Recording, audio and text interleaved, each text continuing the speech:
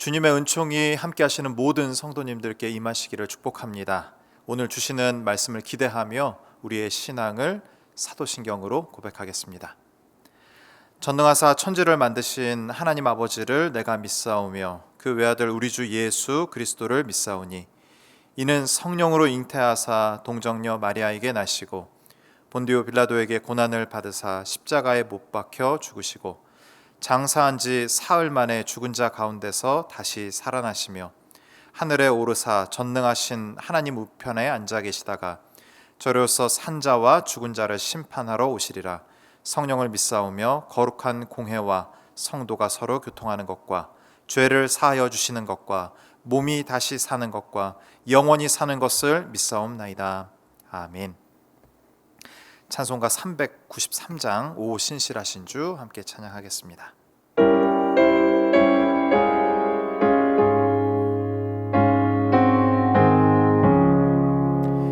오 신실하신 주 내 아버지여 늘 함께 계시니 두려움 없네. 그 사랑 변찮고 날 지키시며 어제나 오늘이 한결같네. 오 신실하신 주, 오 신실하신 주, 날마다 자비를 베푸시며 일용할 모든 것 내려주시니 오 신실하신 주 나의 구주. 봄철과 또 여름 가을과 겨울 해와 달 별들도 다 주의 것. 만물이 주 영광 드러내도다. 신실한 주 사랑 나타내네. 오 신실하신 주, 오 신실하신 주, 날마다 자비를 베푸시며 일용할 모든 것 내려주시니 오 신실하신 주 나의 구주. 내 죄를 사하여 안위하시고 주 친히 오셔서 인도하네. 오늘의 힘 되고 내일의 소망 주만이 만복을 내리시네. 오 신실하신 주, 오 신실하신 주, 날마다 자비를 베푸시며 일용할 모든 것 내려주시니 오 신실하신 주 나의 구주. 아멘. 함께 볼 하나님 말씀 사사기 16장 21절부터 31절 말씀입니다. 사사기 16장 21절부터 31절 함께 보겠습니다.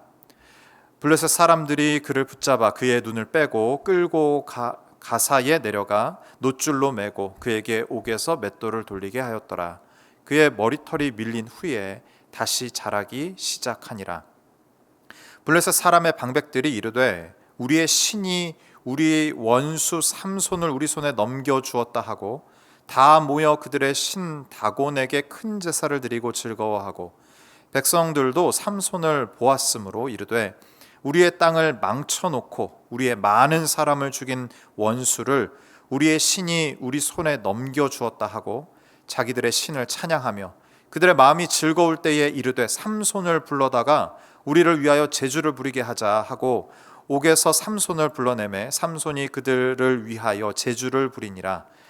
그들이 삼손을 두 기둥 사이에 세웠더니 삼손이 자기 손을 붙든 소년에게 이르되 나에게 이 집을 버틴 기둥을 찾아 그것을 의지하게 하라 하니라. 그 집에는 남녀가 가득하니 블레셋 모든 방백들도 거기에 있고 지붕에 있는 남녀도 3,000명 가량이라. 다 삼손이 제주 부리는 것을 보더라. 삼손이 여호와께 부르짖어 이르되 주 여호와여 구하옵나니 나를 생각하옵소서. 하나님이여 구하옵나니 이번만 나를 강하게 하사 나의 두 눈을 뺀 블레셋 사람에게 원수를 단번에 갚게 하옵소서 하고 삼손이 집을 버틴 두 기둥 가운데 하나는 왼손으로 하나는 오른손으로 껴 의지하고 삼손이 이르되 블레셋 사람과 함께 죽기를 원하노라 하고 힘을 다하여 몸을 굽힘에 그 집이 곧 무너져 그 안에 있는 모든 방백들과 온 백성에게 덮이니 삼손이 죽을 때에 죽인 자가 살았을 때에 죽인 자보다 더욱 많았더라. 그의 형제와 아버지의 온 집이 다 내려가서 그의 시체를 가지고 올라가서 소라와 에스다올 사이 그의 아버지 마노아의 장지에 장사하니라. 삼손이 이스라엘의 사사로 20년 동안 지냈더라. 오늘 본문 사사기 16장입니다. 주인공은 삼손입니다. 삼손의 이야기는 사사기 13장부터 시작합니다. 사사기에서 가장 많은 분량을 다루어 기록한 사사가 삼손입니다. 그만큼 삼손의 생애를 통하여 하나님께서 우리에게 하실 말씀이 참 많다라는 의미이겠죠. 짧은 시간이지만 핵심을 짚어보도록 하겠습니다. 두 가지 질문을 하며 시작하면 좋겠는데요. 첫째, 삼손은 왜 머리카락에 집착했을까요? 둘째, 삼손의 결말을 통해 하나님은 우리에게 무슨 말씀을 하고 싶으신 걸까요? 이 두 가지 질문에 대한 답을 찾아가는 이 과정을 통해서 우리가 본문을 더 깊이 잘 이해하게 될 줄 믿습니다. 우리는 삼손 이야기를 읽으며 잘 느끼지 못하지만 유대인들은 이 본문을 읽을 때에 한 가지 이미지를 갖는다고 합니다. 그것은 빛과 어두움입니다. 삼손의 이름의 뜻은 작은 태양입니다. 삼손이 만난 여인 드릴라의 이름의 뜻은 밤, 어둠입니다. 이런 의미들을 조합해 보면 오늘의 설교 제목 해리가 셀리를 만났을 때가 아니라 빛의 아들이 어둠의 딸을 만났을 때 벌어지는 일들을 삼손 이야기에 담고 있다는 것이죠. 이런 이미지를 갖고 오늘 본문을 읽어가면 좋겠습니다. 질문으로 돌아가서 첫째, 삼손은 왜 자신의 머리카락에 집착했을까요? 삼손의 머리카락은 중요한 의미가 있습니다. 자신의 큰 무기인 힘의 원천이라고 삼손 자신이 생각했습니다. 16장에 기록된 삼손의 마지막을 보며 삼손을 실패한 사사라고 기억하시는 분들이 많을 겁니다. 그러나 처음에는 그렇지 않았다는 사실이죠. 사사기 13장 24절에서 25절 보죠. 그 여인이 아들을 낳음에 그의 이름을 삼손이라 하니라. 그 아이가 자라매 여호와께서 그에게 복을 주시더니 하나님께서 삼손에게 복을 주셨다. 이렇게 기록합니다. 25절 볼까요? 소라와 에스다올 사이 마하네단에서 여호와의 영이 그를 움직이기 시작하셨더라. 삼손은 여호와께 복을 받은 사람입니다. 하나님이 복을 내리셨고 하나님이 영이 그에게 임해서 그를 인도해 갔던 사람입니다. 그 사람은 또한 나실인이었죠. 나실인은 어떠한 사람입니까? 일정 기간 아니면 평생 동안 하나님께 헌신된 사람입니다. 자원하여서 나는 이제부터 하나님의 일을 하며 살 거야 라고 주님 안에서 기쁘게 살았던 사람들이 나실인들입니다. 나실인의 규약이 있습니다. 민수기 6장에 나실인의 규약에 대해서 구체적으로 이야기하고 있는데 그 본문에서는 포도주와 독주를 멀리하고 머리를 자르지 않으며 부정한 시체를 만지지 않는 것, 이것이 나실인의 규약이다 라고 밝히고 있습니다. 그러나 삼손은 나실인의 이 모든 규약을 어깁니다. 어기면서도 단 하나 머리는 건들지 않습니다. 그의 말에 힌트가 있습니다. 왜 그랬을까? 블레셋 여인을 부인으로 맞이할 때 반대하는 그의 아버지 마노아에게 삼손이 했던 이야기입니다. 사사기 14장 3절 하반절인데요. 같이 보죠. 삼손이 그의 아버지에게 이르되 내가 그 여자를 좋아하오니 나를 위하여 그 여자를 데려오소서 하니라. 삼손은 나실인의 공적 역할에 대해 관심이 없습니다. 내가 좋아하는 것, 나를 위한 것으로 꽉 찬 사람입니다. 독주를 좋아하면 독주를 마시고요, 여인이 좋으면 여인에게 가고, 또 달콤한 것이 좋으면 죽은 사자, 시체를 만지지 않아야 하는데 죽은 사자의 몸을 뒤져서라도 꿀을 얻어내고야 마는 사람이었습니다. 그런데 머리는 왜 건들지 않았을까요? 말 그대로 힘의 원천이라고 생각했기 때문입니다. 머리가 잘려지면 내 힘은 없어지지라는 생각을 삼손이 갖고 있었던 겁니다. 또 생각해 보기에는요, 긴 머리카락은 드러나는 나실인의 표이기 때문입니다. 생각해 보십시오. 머리가 길었던 삼손이 어느 날 머리를 쇼커트로 딱 하고 나타난 거예요. 사람들이 놀라는 거죠. 아니, 당신 나실인 아니었어요? 우리를 지켜주는 사사 아닙니까? 뭐 이런 얘기들을 많이 들었을 거라고요. 머리는 건들 수 없습니다. 왜냐하면 드러나는, 사람들이 단번에 알아보는 표이기 때문입니다. 술을 마시든 시체를 만지든 이후에 삼손이 입을 닫으면 끝입니다. 아무도 알 수 없습니다. 사사기 14장 6절 9절 보죠. 그 여호와의 영이 삼손에게 강하게 임하니 그가 손에 아무것도 없이 그 사자를 염소 새끼를 찢는 것 같이 찢었으나 하나님의 영이 임했더니 엄청난 힘이 나왔어요. 그리고 사자를 죽여버렸습니다. 그는 자기가 행한 일을 부모에게 알리지 아니하였더라. 삼손이 입을 닫으면 부모조차도 모르는 거죠. 9절 볼까요? 손으로 그 꿀을 떠서 그 사자, 죽은 사자의 시체 안에 그 꿀이 있었던 거예요. 그의 먹고 그의 부모에게 이르러 그들에게 그것을 드려서 먹게 하였으나 그 꿀을 사자의 몸에서 떠왔다고는 알리지 아니하였더라. 나 시체를 만져서 꿀을 구해온 거야 라고 말하지 않았던 거죠. 나실이는 그렇게 하면 안 됐으니까요. 죽은 사자의 몸에서 꿀을 가져와 가족들에게 먹였으나 삼손이 입 닫으면 아무도 모르는 겁니다. 그러나 머리는요, 삼손이 말하지 않아도 머리가 잘린 삼손을 보면서 사람들은 이런저런 이야기들을 했을 겁니다. 단번에 티가 났을 겁니다. 정리하면 삼손은 보이는 나실인의 지위가 중요했던 것 같습니다. 또 그 머리카락에서 힘이 나온다고 진짜 믿었던 것 같아요. 그러나 이 모든 것이 자기 해석입니다. 삼손이 괴력을 발휘할 때마다 등장하는 표현이 있습니다. 삼손 본문을 사사기 13장부터 지금 16장까지 읽어오시는 분들은 아실 텐데, 그것은 여호와의 영이 임하니라는 표현입니다. 봤던 구절인데요, 14장 6절 잠깐 볼까요? 여호와의 영이 삼손에게 강하게 임하니 사자를 어떻게 해요? 염소 새끼 찢는 것 같이 찢어버렸답니다. 힘의 원천은 머리카락에 있었던 것이 아니라 하나님의 임재에 있었습니다. 힘의 원천은 하나님의 임재임에도 불구하고 삼손은 자기 멋대로 자기식으로 내 머리카락에서 나의 힘이 나오지 라고 생각했던 것입니다.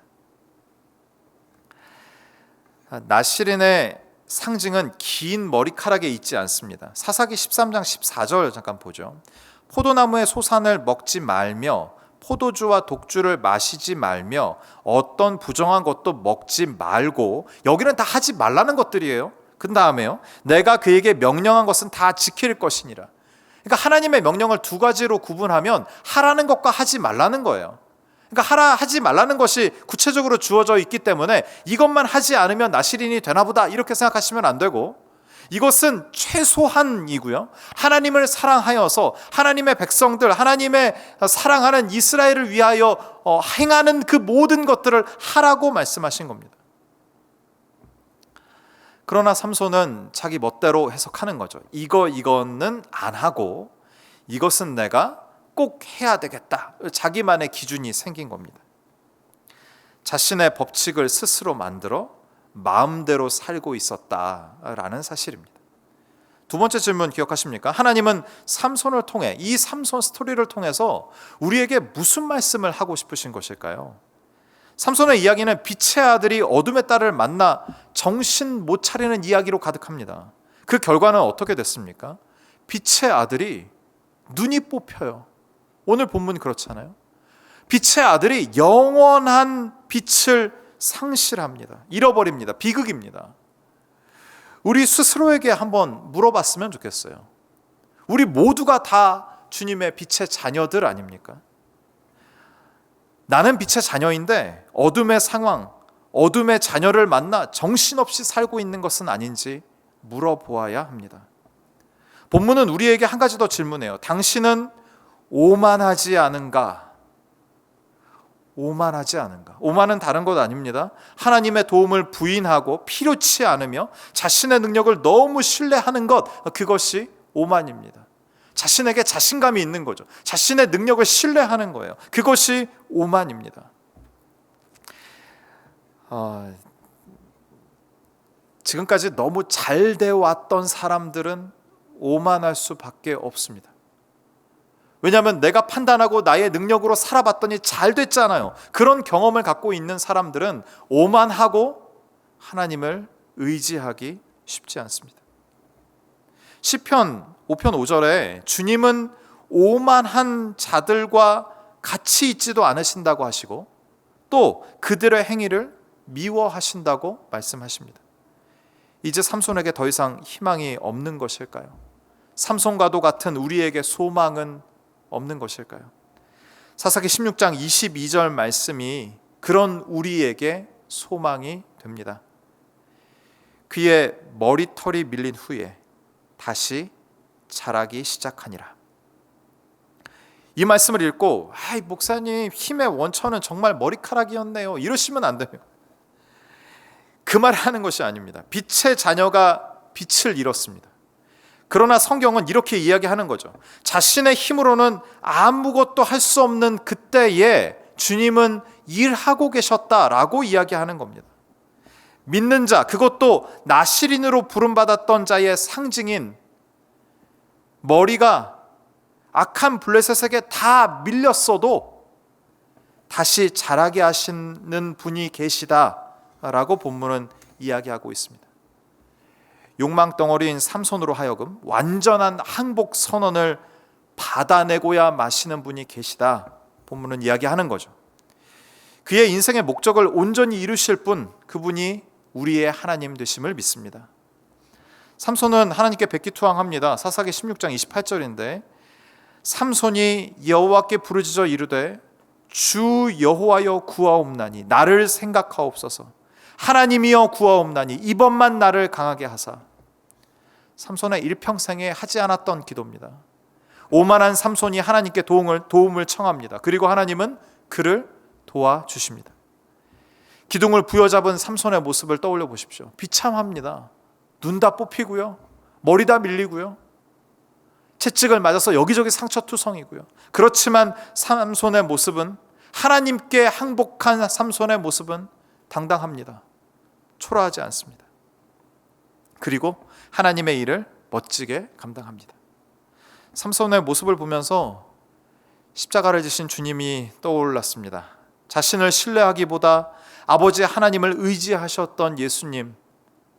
십자가상에 주님은 너무나도 처참한 모습이지만 아버지 하나님께 온전히 순종하기로 작정하신 예수님의 모습은 아름답기까지 합니다. 주님은 끝내 온전한 순종으로 하나님의 구원 사역을 감당하셨습니다. 오늘 하루 살 때 우리에게도 이런 기도가 필요합니다. 삼손과 같이요. 주님, 나를 생각해 주세요. 주님, 나를 강하게 해주세요. 주님, 나를 도와주세요. 오만을 내려놓고 주님을 의지할 때 놀라운 주의 능력으로 우리 모두 오늘 하루 강하게 하실 것을 믿습니다.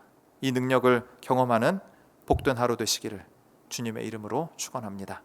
함께 기도하겠습니다.